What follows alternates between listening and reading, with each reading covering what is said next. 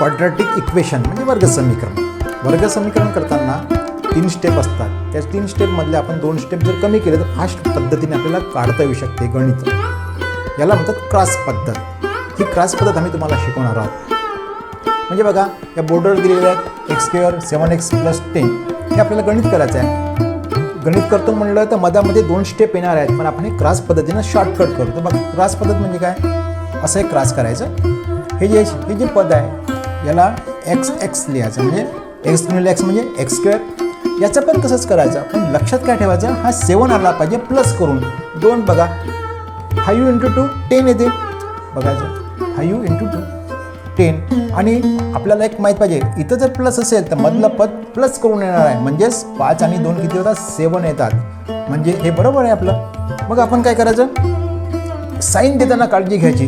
जर हा प्लस असेल तर जे मधलं साईन आहे, म्हणजे मधल्याचं जे प्लस आहे, हा दोन्ही याला द्यायचा. म्हणजे इथे प्लस इथे प्लस झालं. हे त्याचे शॉर्टकट अवयव पडले. म्हणजे आपण असं मांडू शकतो x + 5 आणि दुसरीकडे x + 2 झालं. हे त्याचं म्हणजे 2 पडले आपल्याला. डायरेक्ट मधामध्ये पुन्हा 2 स्टेप येतात, आपण ते काढत आहोत. डायरेक्ट काढलं.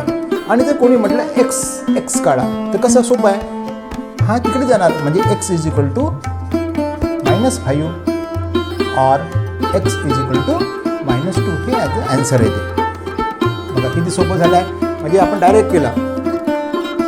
आता आपण ही पद्धतीने थोडं दुसरं एक्झाम्पल पाहू. जसं आता यामध्ये जर तुम्ही केलं असतं तर तुम्हाला नेहमीच्या पद्धतीने 2 स्टेप येतात. मी तुम्हाला 2 स्टेप सोडून दाखवतो पाहिजेत. जर ही तुम्हाला क्रॉस पद्धत नसती माहीत तर काय केलं असतं आपण, बघा ते माहीत. आपण काय करतो, जनरली हा x² घेतो प्लस 5x + 2x + 10 = 0.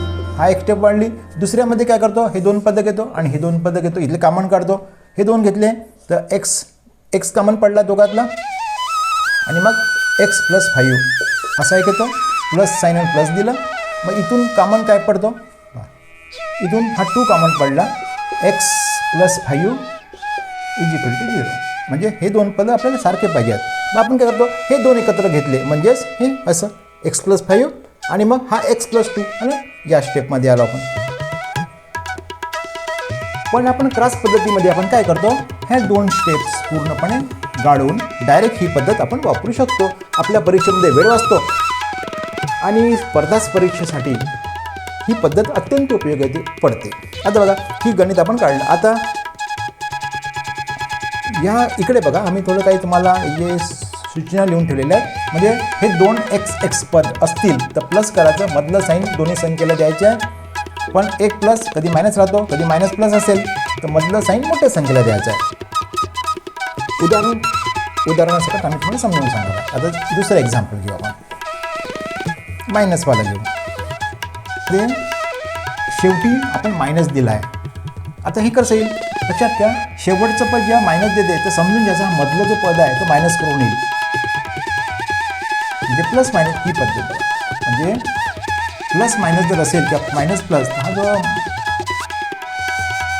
हा जो मधला साईन आहे हा मोठ्या संख्येला द्यायचा आणि मायनस करूनच येणार आहे.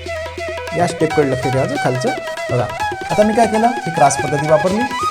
इथे x लिहिलं, इथं पण x लिहिलं आणि याचे 2 भाग कळेल. 3 1 जा 3. लक्षात काय ठेवायचं, हा मायनस असल्यामुळे मधलं साईन हे मोठ्या संख्येला द्यायचं. मोठं कोण द्या, 3. म्हणजे याला तुम्ही प्लस द्यायचं, याला मायनस द्यायचं. झालं, हे त्याचे अवयव पडले क्रॉस पद्धत शॉर्टकटमध्ये.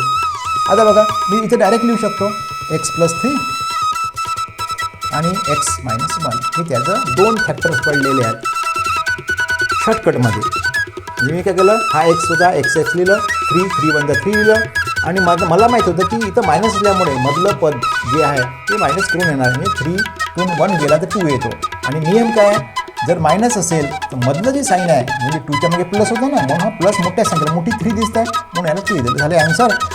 याच्या समोर जर आपल्याला प्लस मायनस काढा म्हणतात, कधी x काढा म्हणतात, तर डायरेक्ट याच्या उलटं करून टाकायचं. x म्हणजेच -3 घ्यायचा, उलटं करून टाकायचं और x = +1 घ्यायचं. झाले ते ॲन्सर. म्हणजे -3 आणि 1 हे त्याचे ॲन्सर येतात. म्हणजे ह्या स्टेपमधून जायचं असते तुम्हाला. ही झाली एक पद्धत. म्हणजे काय होतं, आता आपण तिसरं उदाहरण घेऊ म्हणजे तुम्हाला अजून कळेल. आता बघा या उदाहरणाकडे बघा, याच्यात इथेही मायनस आहे, इथेही मायनस आहे, दोन्ही साईडनं मायनस आहे. आता अशा वेळेस काय करायचं, आपण काय लक्षात ठेवायचं, हा जो मधला साईन आहे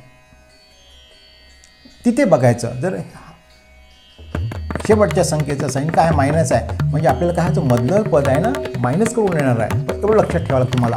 मग तुम्ही काय करायचं, एक्स म्हणजे एक्स मिळेल एक्स, 6 म्हणजे 6, हा 6 म्हणजे 6चा घेतला आपण, 3 × 2 पण घेऊ शकलं असतं, पण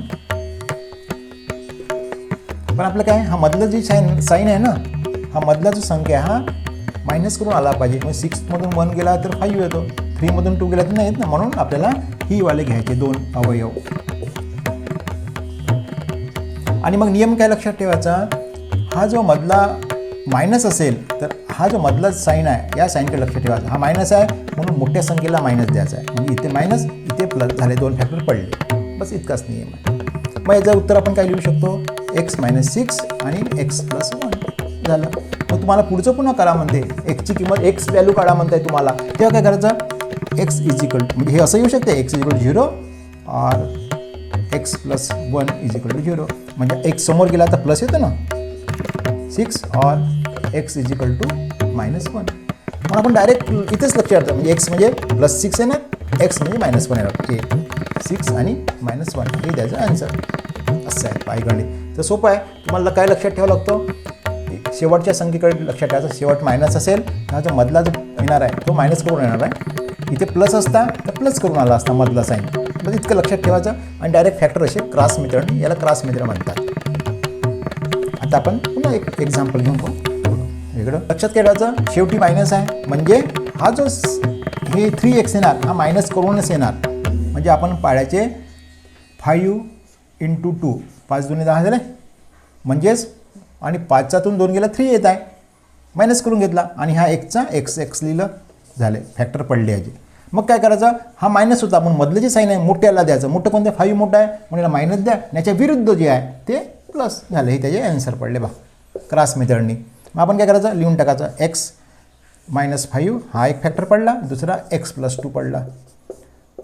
तुम्हाला पुढे जर काढा म्हटलं सपोज, तर त्याने काय करायचं, x हा 5 च्या बरोबर म्हणजे 5 और x -2 करून टाका, झालं हे त्याचं आन्सर. असं आहे फास्ट पद्धतीमध्ये. म्हणजे ठीक, आता परत आपण दुसरं उदाहरण घेऊ. इथं पहा मधलं पद नाही इथे, पण लक्षात काय ठेवायचं, आता मधला पद नाही म्हणजे मधात 0 आहे हे लक्षात घ्यायचं, म्हणजे x² + 0x - 16 असं येऊ शकते, हे लक्षात ठेवायचं. आपली क्रॉस पद्धत वापरायची. हा x म्हणजे x आहे,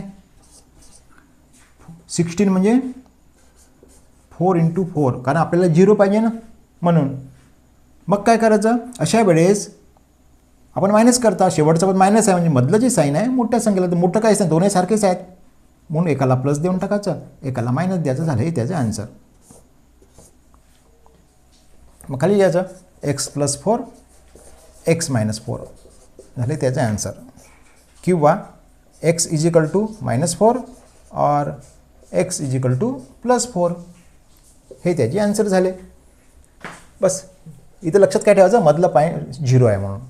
अशा तऱ्हेनं हे तुम्हाला क्वाड्रॅटिक इक्वेशन वर्गसमीकरणे फास्टली सोडवता येते. लक्षात काय ठेवायचं आहे, फक्त हा जो शेवटचा साईन असेल मायनस असेल तर मधलं साईन मायनस करून येणार, प्लस असेल तर प्लस करून येणार, बस एवढंच आहे.